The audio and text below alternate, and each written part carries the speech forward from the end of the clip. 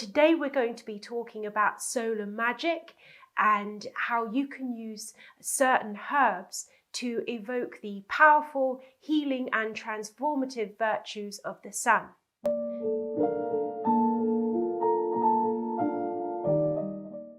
Hi magical friends, I'm Bianca Kemp and I'm here to teach you magical herbalism. This is a spiritual and nature-based practice where we craft with flowers, barks, herbs and resins so that we can create powerful natural magic all the year round while living sustainably and in sync with nature. I have here some of the material which I like to use and also some of the blends I've made just to give you an idea of the kinds of things that you can try crafting in your own practice and in your own time. Before we get into the materia, I'd just like to talk a little bit about why I feel we should be evoking the powers of the sun and how this can enhance your own spiritual and physical well-being. For thousands of years, we have been looking to the skies for guidance, wisdom, for answers and understanding about some of the most fundamental questions about life, such as why it is we're here, how we can bring more order and structure into our lives, into our societies, so that we may really benefit from all the goodness and the virtues that the universe has to offer. In fact, the religious belief in God can be traced back to a very early belief by our very ancient ancestors in an all-powerful sun god, or a god of the daytime sky. The sun has never been perceived by us at any time as just a burning ball of fire that rises in the morning and sets at night, but as an all-seeing, all-knowing, creative, godlike figure that's capable of giving life and light to all of us here on the planet, which affects growth.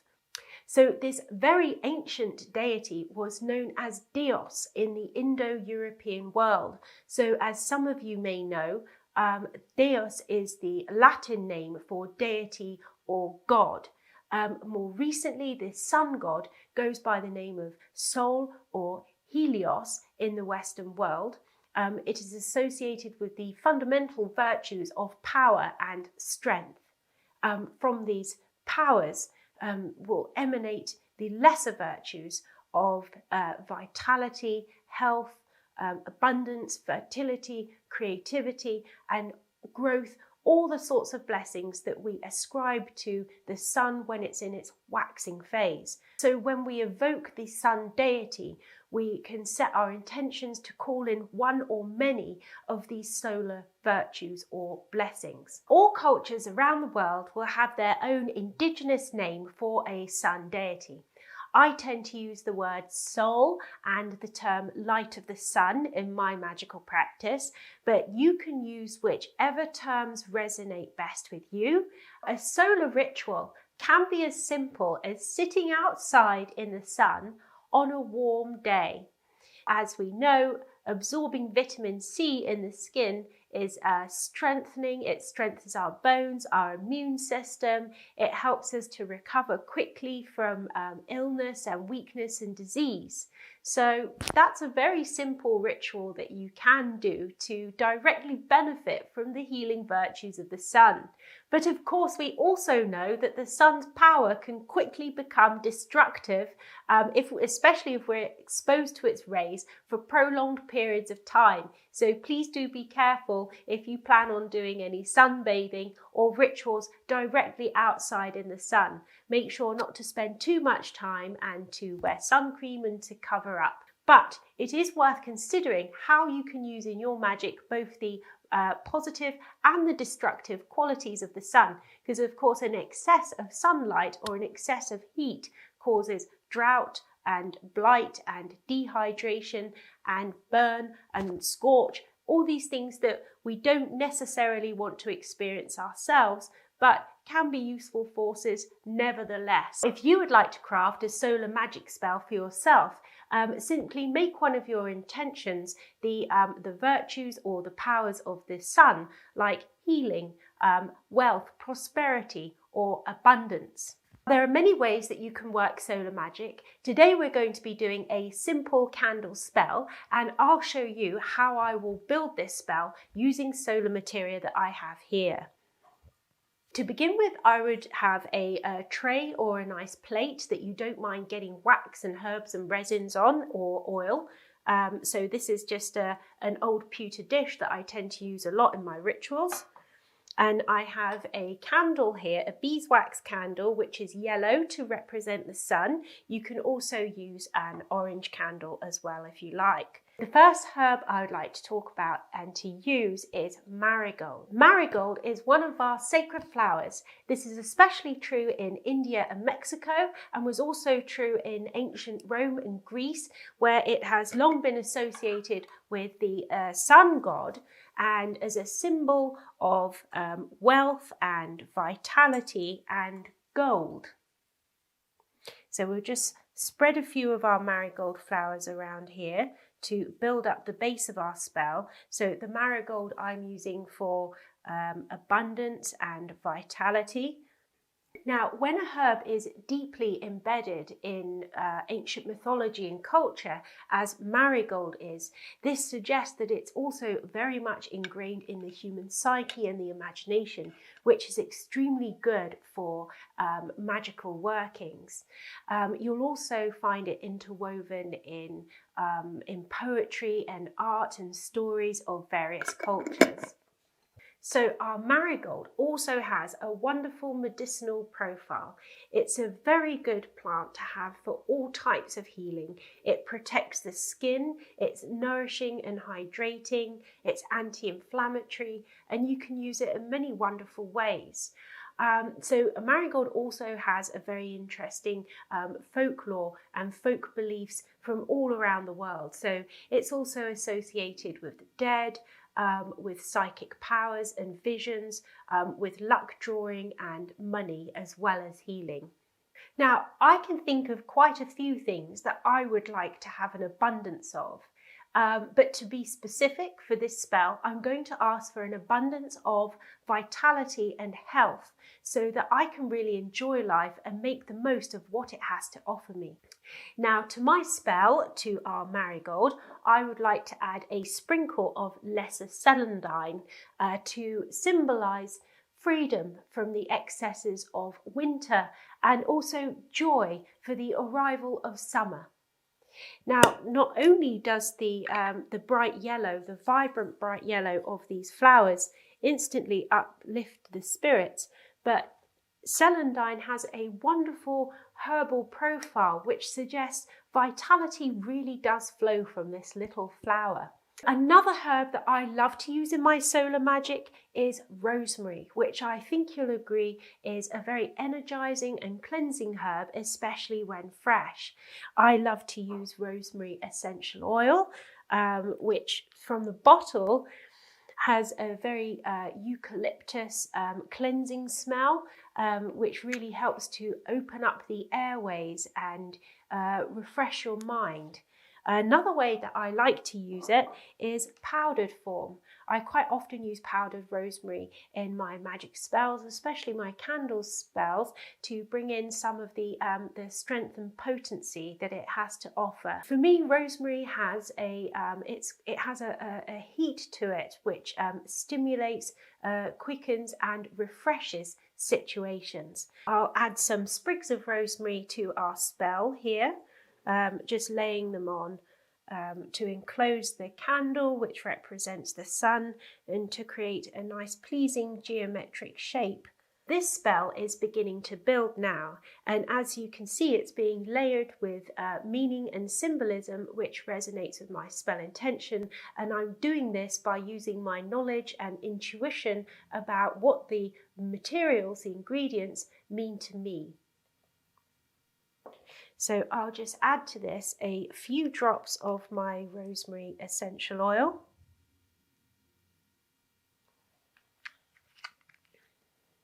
When you're crafting a spell, you don't have to be limited to just plants, herbs and resins. You can use all sorts of objects and materials that have some sort of symbolic meaning, that carry a meaning which aligns with your intention and that makes the spell meaningful to you. So I like to use in solar magic my citrine healing stone here, which represents to me the healing light of the sun. So I may bring this in. I have other gemstones too, which I like to use in sun magic. So we have here some orange calcite. We have tiger's eye, which especially to me represents the sun at its zenith. So it's got very much that Leo midsummer energy, and iron pyrites as well, which is another stone which to me represents gold, the sun at its zenith or at its peak of its powers. The pyrites can also be used to as a symbol of wealth, so it goes very well with the marigold as a symbol of gold and wealth. So we'll bring some pyrites in there. Say if you did want to have an abundance of wealth, and that's what you would like to call in, you can add to your spell, your little tray here, or your altar, some coins, you know, just to reinforce that intention and send it out to the universe. You could put a few little coins in there. I would keep nurturing this until I'm ready to activate my spell. You could do this typically on a Sunday, which is the day of soul or the day of sun. You could look up planetary hours in which to do this, which I think is 8 a.m. and 3 p.m. It really doesn't matter. If you feel inspired to activate your solar magic spell at any time, then just go with that. But if you want to align it to planetary hours and days, then you can also do that on the day of soul or on Sunday. Okay, so we're just going to leave the candle here for 1 minute while I show you some of the other solar materia that I have here and explain ways that you can incorporate these into solar magic and rituals. Frankincense. So this is a warming solar ingredient. I use frankincense resin here, these little resinous beads, and also frankincense oil. The oil is warming and spicy. The fragrance, it's quite deep, rich and earthy. So it smells not unlike you would imagine the sun or gold or real heat to smell like. Juniper. Juniper berries are very aromatic and they are packed with a cleansing bitter heat. These berries give gin the aromatic bitter flavour, which alcohol aside is something like a cleansing tonic. Juniper berry works very well with marigold and frankincense and also rosemary.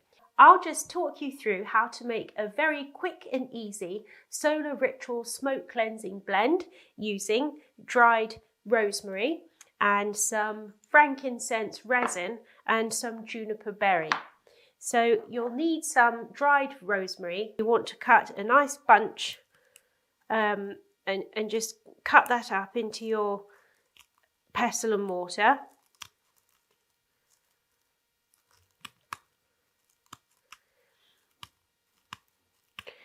And to the rosemary, I would add just a small handful of frankincense resin. And again, another small handful of juniper berries. And you just crush this up in your pestle and mortar, chanting to the sun god as you go, should you wish. What we will do with this is then just add it to a bowl or a container that you can keep on your altar next to your incense burner or your incense dish. You can add essential oils to this as well. So perhaps a few drops of rosemary oil just to really, bring out the pungency there. And I have some frankincense that I might also add. So we have our solar magic candle spell, and we also have our solar smoke cleansing blend. Another way that you can work with solar herbs is to make an anointing oil. You can use this special oil for or magical rituals for anointing your candles. You can use it for anointing parts of your body, your wrists. You can use it as a beauty oil. And you can use it in many ways. So these are basically the key things that you would have on an altar or a shrine dedicated to the solar deity, which is an especially beneficial sacred practice to do this time of year, as the power of the sun is waxing and gaining in strength. So to begin with, I would anoint my candle with some of my solar ritual oil. So I'll just put on a few drops and I will light my candle. And I'll add some of our smoke cleansing solar ritual incense. So now we have this wonderfully invigorating incense. I may just tend to my little ritual tools for a while, adding some oil here and there. Sitting with it, nurturing it for a while, adding a pinch of rosemary.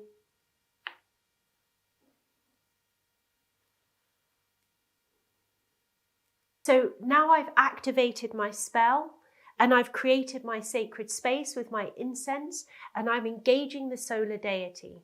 So naturally now I will recite my invocation. Warm breeze, majestic sun, light of day and darkness begun. Spirit of the meadow, forest and trees, awaken all, awaken be. In the land of fay, elf and sprite, I call on your gifts of abundance so bright. As sunlight waxes and the darkness wanes, grant me good health and vitality, I pray. By the light of soul, so may it be. Solar magic and solar herbalism is all about harnessing the power and the strength of the sun through magic so that we can manifest these virtues in our own lives. So the best herbs to use for this end are those which are energizing and which correspond to the sun deity and his many talents through their colours and scent and their taste, their herbal actions and medicinal properties, and also through the folklore and myths and stories which lend symbolism and meaning to the plants and really speak to their character and qualities. So I hope that I've been able to adequately explain to you how you can go about deducing your own correspondences, your herbal correspondences to use in solar magic and the benefits of doing solar magic. There is a lot more to it than this. You can explore various different aspects of the sun in different magical branches, but I think in terms of magical herbalism, these are the basics. I've not at all covered all of the solar herbs that I know and use, just a few basic ones that I know are available this time of year that are very abundant, that you can easily forage or collect for yourself, or you could find, you'll find are quite accessible from supermarkets and stores. If you enjoyed this tutorial, please join me next week where I'll be talking about herbs and lunar magic, which is refreshingly different from solar magic. As we may know, the moon is associated with nighttime and sleep and dream states, femininity and womanhood, and also water. I would be delighted if you were to like, subscribe and share this video, especially with someone who you think might really enjoy learning magical herbalism from me. So thank you very much again for joining me, and blessed be.